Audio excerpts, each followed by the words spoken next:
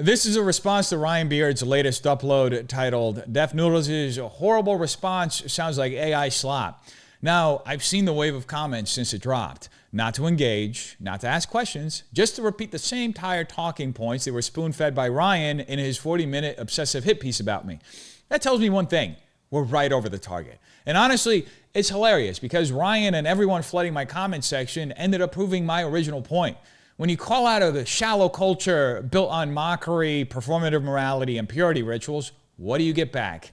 Mockery, performative morality, and purity rituals. No surprise there, just straight up confirmation. Now let's just get this out of the way real quick. Yes, I use AI. I use it to research, sharpen my thinking, workshop ideas, and communicate more clearly. Just like any rational person would use the best tools available to improve their work. That's called growth. That's called effort. Only a culture scraping the bottom of the barrel would mock someone for trying to get better. What I don't use AI for is hiding behind sarcasm, recycling Reddit jokes, or performing safe, sanitized outrage crafted specifically not to offend left-wing orthodoxy. Sound familiar, Ryan? And yes, for the record, I film with red lights behind me. I know, shocking. I speak my mind. And apparently, that's Ryan's breaking point. Somehow, a few LED lights and an unfiltered opinion rattled Ryan more than, say, the open corruption in our government. Nancy Pelosi's net worth skyrocketed by $230 million during her time in Congress. But that doesn't bother Ryan. You're never going to see him make a video about that. But me, using red lights, that's the real threat to American democracy. This is peak performative morality. Fixate on aesthetics, ignore the corruption of those in power, obsess over a small creator while the elites you align with rob the country blind. It's not just petty, it's protective.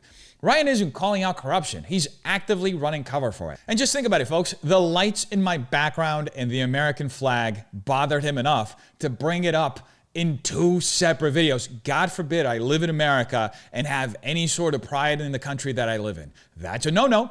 Can you believe that's what actually triggered this man? And the left wants us to believe they don't hate this country.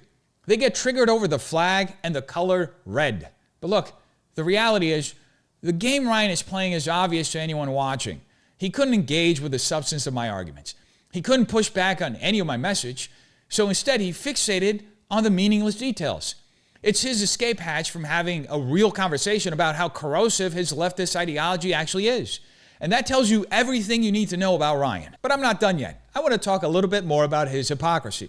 Ryan opens his video pretending it took him 2 days to even notice my response, yet in the span of 1 week, he's made 2 full-length videos totaling nearly 1 hour of content solely about me.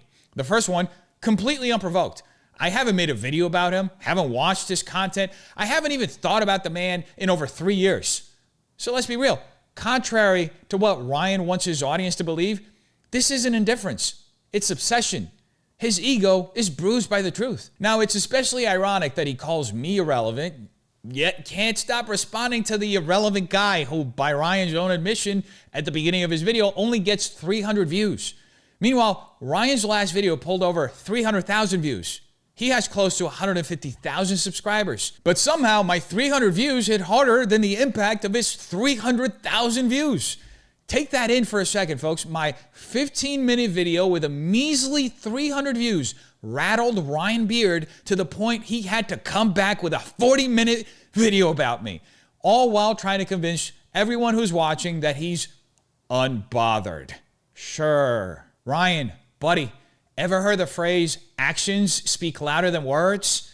The truth is, he had to come back, not because of metrics, but because my words hit a nerve he couldn't ignore. And the irony, if he'd actually ignored me, 99% of his audience would have never even seen that I responded. And the truly sad part is, Ryan's entire 40-minute video didn't debunk me at all. In fact, it proved me right. His video was nothing but sarcasm, projection, and tone policing, the exact patterns I called out in my original response. I made a 15-minute video discussing the cynicism of leftist ideology, about the poison rotting this country from within, about how mockery is currently passed off as morality, about how real civic engagement has been replaced with highly curated content that monetizes performative morality. And Ryan, for all his self-proclaimed awareness, responded not with integrity, but with drama, essentially fulfilling exactly the behavior and attitude I described in my response. Because the truth is, Ryan doesn't build anything. He doesn't serve anyone. He's not civically engaged. He exists solely to feed the mob and extract as much capital from it as possible. A mob that, by the way, immediately swarmed in, not to debate, but to enforce Ryan's narrative.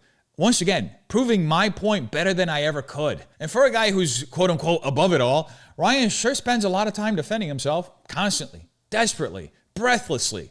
That's not confidence, that's weakness. But here's the thing, this was never really about Ryan.